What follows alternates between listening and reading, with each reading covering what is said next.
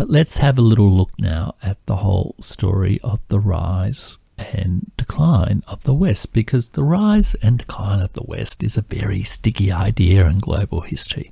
And as I said before, it responds to those problems of dominance and globalization. And it can be expressed in a very triumphalist way, and a lot of rhetoric out of America and liberal rules-based order and all that sort of thing reflects that triumphalist story, but it can also be told in the gloomy way of, we're all doomed, that Oswald Spengler perhaps was the most famous early proponent of. And we hear this story about West constantly appearing still in contemporary politics, in contemporary geopolitics, whether that is like a story of domination by colonialism and resistance of colonialism, sort of subaltern sort of histories, or whether that is in the rhetoric of Russian diplomats who talk about the collective West, and Chinese, Russian, Indian leaders speaking of the importance of their cultural values and the need to provide space in the international order for those values rather than just assume the dominance of the liberal rules-based order of the West. So despite all the weaknesses of the idea of Western civilization, or a war or clash of civilizations around the Western model, is very, very sticky. So it's worth understanding the overall, storyline of this story of the rise of the West. And for that, let me turn to Samuel Huntington's Clash of Civilizations.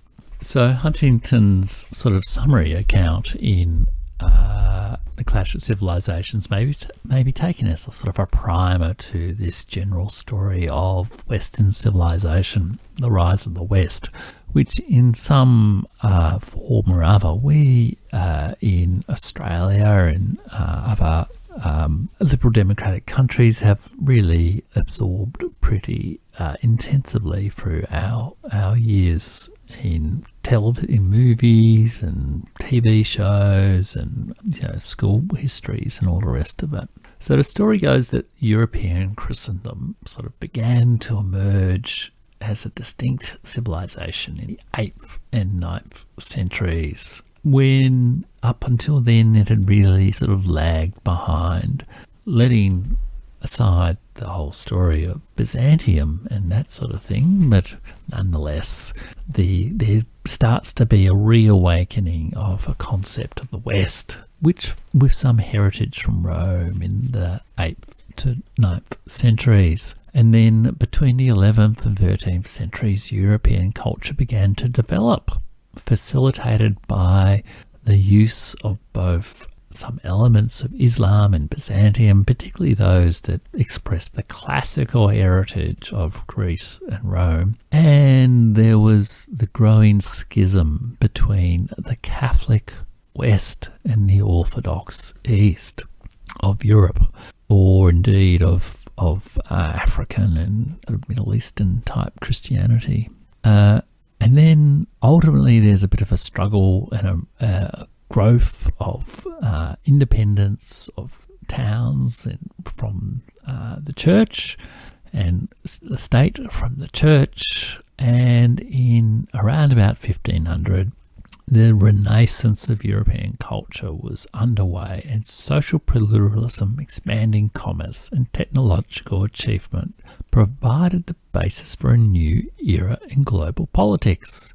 The European West projected itself out and conquered the Americas, and then over the next 250 years, all of the Western Hemisphere and significant portions of Asia were brought under European rule or domination. In the 18th century, the United States and most of Latin America break apart from European rule, but in the 19th century they are sort of reintegrated with a broader Western idea, and Western European imperialism projects itself into Africa. expressed most powerfully in the vast British Empire, on which, of course, the sun never sat.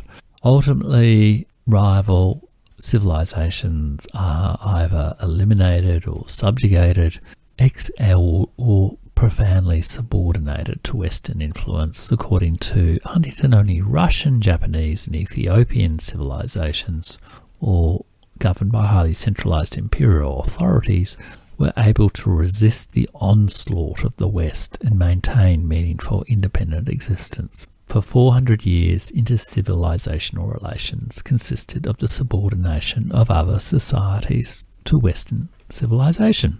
And of course, the World War II is the great European catastrophe, after which the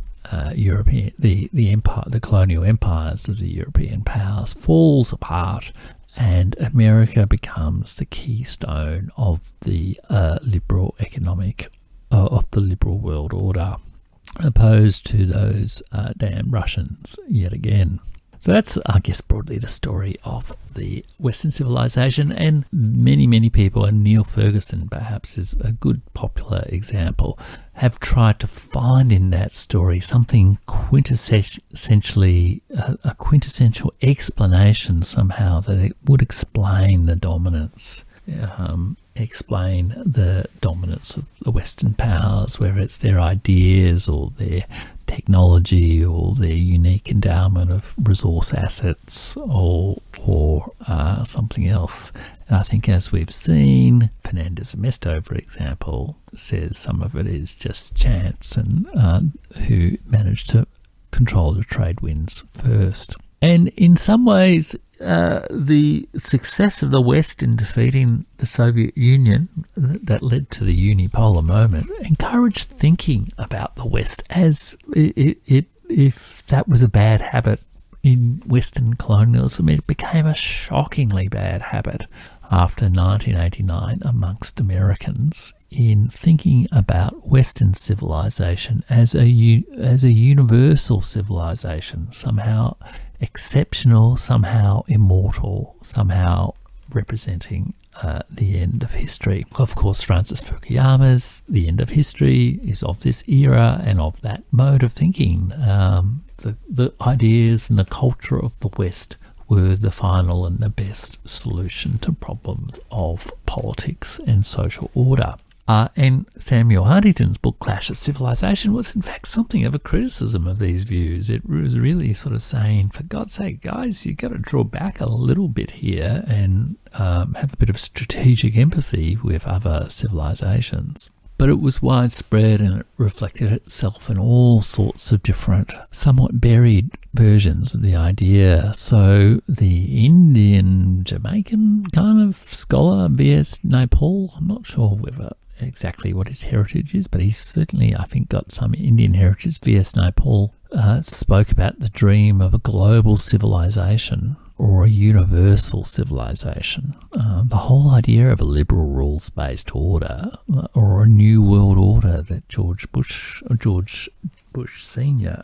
Spoke of reflected the same kind of thing. Everyone wanted to be like the West and America, and it seemed that maybe the ideas expressed in the game Civilization, that there was an optimal path to follow down the technology tree and through the exploitation of resources and through the cultivation of a certain type of culture, that path would lead to a happy marriage between military domination, cultural domination, economic domination, and political domination.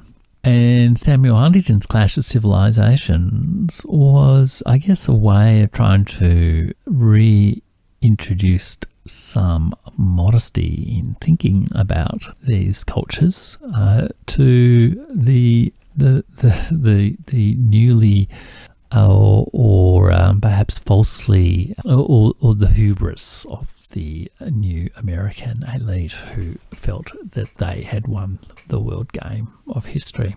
But a more careful reading of Samuel Huntington's work really sees it as in a way, a sort of an attempt to re-energize the sort of constructive, liberal, democratic culture of America in the 1950s that was kind of falling away in this champagne-popping hubris and overconfidence of the 1990s in America, the era of Bill Clinton and people political advisors saying that now America was so dominant it could create its own reality.